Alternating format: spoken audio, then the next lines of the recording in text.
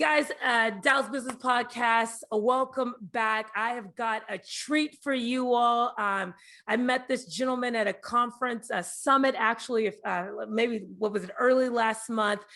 Jimmy Song, the myth, the legend, is here on the Dallas Business Podcast to just talk to you guys and give that real in-depth knowledge on Bitcoin, blockchain, the space, and then, of course, the book I've read probably twice now, and I think that you all should read, Thank God for Bitcoin. So we're going to jump into it because we've got a lot to cover.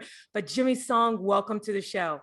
Well, thanks for having me, and thanks for promoting my book. I am so glad that people like you find it useful to give them sort of like a different perspective on Bitcoin, because for a lot of people, they don't really understand it. And the only thing that they get is that it's something that's pumping on the internet, or it's used by drug money launderers or something like that. And they don't really understand what the heart of Bitcoin is. And that's what I'm here to talk about. Yeah. What I think you guys have done so brilliantly. And again, you guys listening, I don't know what your faith is. And even if you are not Christian, this book has a few chapters with all of the book actually has scriptures woven throughout it. The foundations of it is in that from that Christian biblical perspective. But I think this conversation is pertinent and relevant, not only to the Bitcoin hype, the cryptocurrency hype, but also to understanding the history of the thing that we use every single day of our lives. And so I want to thank you. I know Robert Brelow had a part in that book, and I know you guys had a few other authors, but you guys have done a brilliant job making the case really for Bitcoin. But before we get into that, Jimmy, I've got to really get an understanding from you. I'm very fascinated about origin stories. What is your origin story? I think my origin story starts with my grandmother, who was a deeply devout woman who raised me for a part of my childhood. And that is something that is normal in Korean families. When you have a second child, you send your first child to your mom's mom, and she takes care of the older child while the younger child is like nursing at home and so on. So I did live with my grandmother for a couple of years there, and she helped raise me. And she, I didn't really understand what she was saying because I was so young, but I did understand that she was praying for me. She was praying for my family, and she had 5 kids. My mom was the last of 5. And one of the things that she did, she made sure that her children did, was send their kids to church. So even if her kids weren't going to church, she made sure that our grandkids were. And she bugged all of them. And I still remember as a 5-year-old, my mom walking me to a church in Korea. I was born there and I lived there until I was 8. And walking me to a church, there was a neighborhood church like near this apartment complex and so on. She took me to the church and said, "Hey, can you find your way home?" I was like, "Yeah, sure. It's not that far from home." And she walked back. So my sister and I went to church by ourselves, starting at 5 years old. And I did that for a few years until I turned 8, and my dad was stationed in New York. He worked for a textile manufacturer at the time, and all the fashion designers were in New York, and all the textiles were being manufactured in Korea. So a lot of fashion designers would want to see what kind of clothes that the factory could make and so on. So he was the representative, was stationed at the Empire State Building, and he had like a 5-year term in the United States. So we immigrated to America. And as a result of coming to America, I think my parents found that they wanted some Korean friends because obviously they missed home and everything else. And one of the things about the United States and the immigrant experience is that, especially for Korean Americans, that's where you meet other Koreans. So they started going to church very shortly after we moved to America back in 1985. And they actually attended that church for something like 30 years. And that's where I grew up. It was a Korean Presbyterian church. And I knew something was up because my parents hadn't been going to church when we were in Korea, like I mentioned. But when he started to go to church, he stopped smoking. And you have to understand, my dad, he was a 5-pack a day smoker. So not a small amount. Like he would tell me I had a pack of cigarettes in my front pocket and a pack in my back pocket Yeah, and one on my wow. desk. And, you know, he would smoke 2 cigarettes at a time, one on the ashtray and one in his mouth. And Yeah. like that's how much he was. And he quit cold turkey within a couple of months of us going to that church. So I knew something was changing in him, and certainly things were changing for us as well. And I gave my life to the Lord at a summer camp that the church has recommended. It was called Word of Life summer camp back in I think it was like 1987. I was like in 5th grade, and that it was an overnight Christian summer camp, and that's where you know, I became a Christian. So that's my Christian origin story. My Bitcoin origin story kind of starts where kind of around that time as well, where I learned about computers, you know, shortly after coming to America. I had no idea what they did, but I knew I wanted one. I was just one of those kids that was just like, I don't know what this thing does, Yeah. but it sounds really cool. Dad, can I please have it? I begged him every day. Finally bought me a computer from Toys R Us. It was a Commodore 16, not the 64, which had all the great games, but the 16, which had like 2. So I ended up wanting to do things with it, but I really couldn't do anything with it other than the one game that it came with, and like just basically programming in BASIC with like the line numbers and everything else. So that's what I kind of learned to do very early on, and I've been a coder ever since. So Yeah. all through high school, I coded. All through, you know, like during college, I took a little break and I studied math. But after I came out of college, you know, my first job was at a startup coding, and I did that for something like 13 years. Oh, wow. When I saw the story on Slashdot that said Bitcoin has reached dollar parity. Now, for those of you that don't know what Slashdot is, I am a techie, and for techies back in 2011, that was a good place to go to see what sort of news there were that were relevant to nerds like me. So, you know, new Linux distro, here's like a patent infringement suit by a patent troll. Here is, you know, the new Apple MacBook or something like that. Those are the kind of stories that are on there. And like that story that said Bitcoin has reached dollar parity appeared, and I was just sort of like, I don't even know what that means. Like, what could dollar parity mean with something, and how is this technical?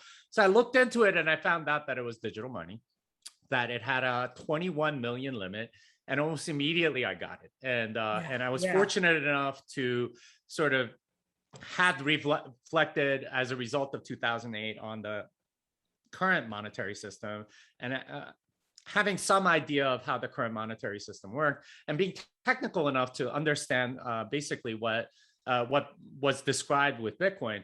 I fell into it almost immediately. I tried to buy some, but back then it was very difficult. You had to transmit from your bank account to a money transmission service called Dwala, and then you had to transfer money from Dwala to an exchange in Japan called Mt. Gox.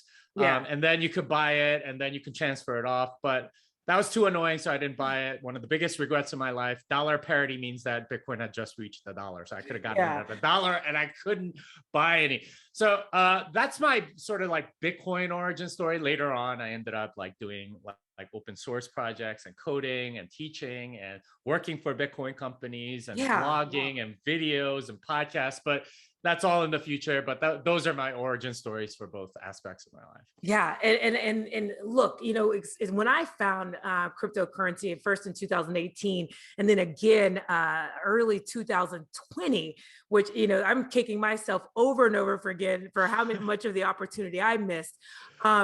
It took a while, but then I fell down the rabbit hole. I fell down several rabbit holes. I want to know for you, because Jimmy, you know, word around the way, you are a Bitcoin maximalist. You know about the other coins. You're not fans.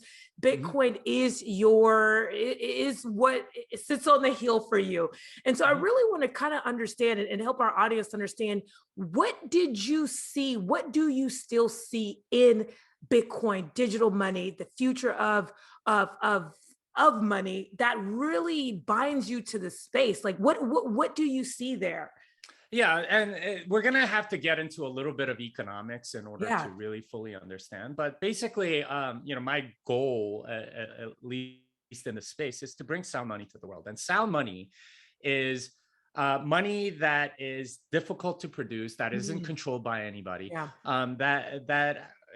that you can use over time, and it doesn't sort of like degrade away from you. And for too many people in the world, that is a daily reality. Yeah. I think Alex Gladstein wrote about all the different countries that are experiencing double-digit, triple-digit, quadruple-digit inflation on a yearly basis.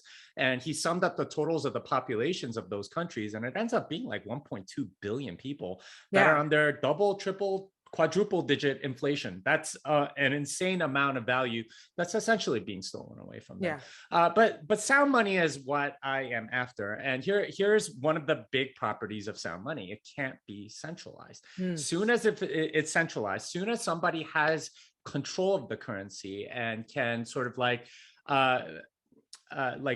give direction to the currency and say how things go in a currency, it becomes unsound sooner or later. Yeah. And largely that's because the people in charge change. So one person might have very conservative fiscal policy. Paul Volcker, who was the Federal Reserve chairman back in the 80s, I think is considered a very conservative, tighten the monetary policy, let interest rates get high, but that sort of set up the 80s for a lot of prosperity. Yeah. But somebody like Janet Yellen, somebody like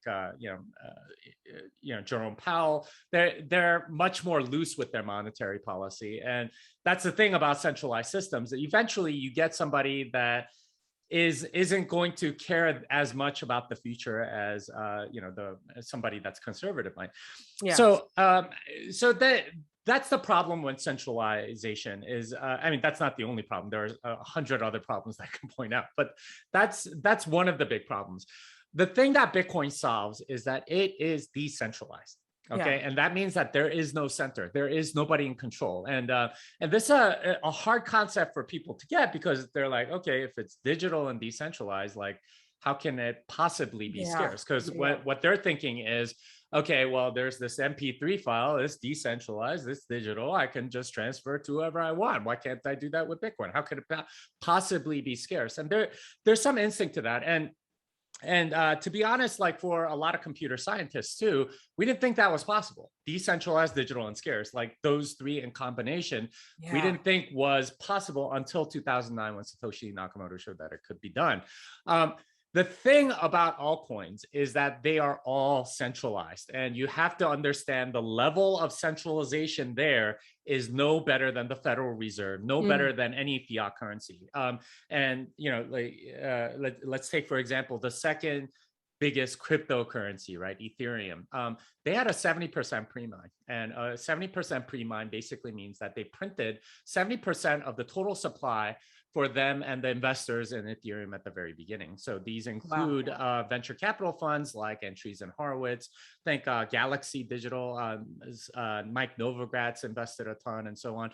But they're the main people that benefited from Ethereum's price rise, because they get to set the policy. In addition, they get to set the rules. They change the rules all the time, and they act very much like the Fed, where they control sort of the monetary supply through different rules that they put into their chain, and they make it so that it's not backwards compatible. You constantly have to upgrade your software to their version of the software, or else you're not in consensus, and therefore you're not part of the network. So they have complete control, and this is very obvious, because they realized like their first platform was done so badly, right? Ethereum 1.0, that they're moving to an Ethereum 2.0 and saying, we're going to go migrate over here and try stuff all over again. And part of that is because the creator, Vitalik Buterin, was 19 years old when he conceived of Ethereum, and the code written and the design around it looks like a 19-year-old. Like, just being honest, as a software developer that's been in the industry for something like 20-something years, I know what like sort of college grads or college students think of when they're trying to design systems. They think, oh, okay, well, I'm going to write my own this, I'm going to write my own that.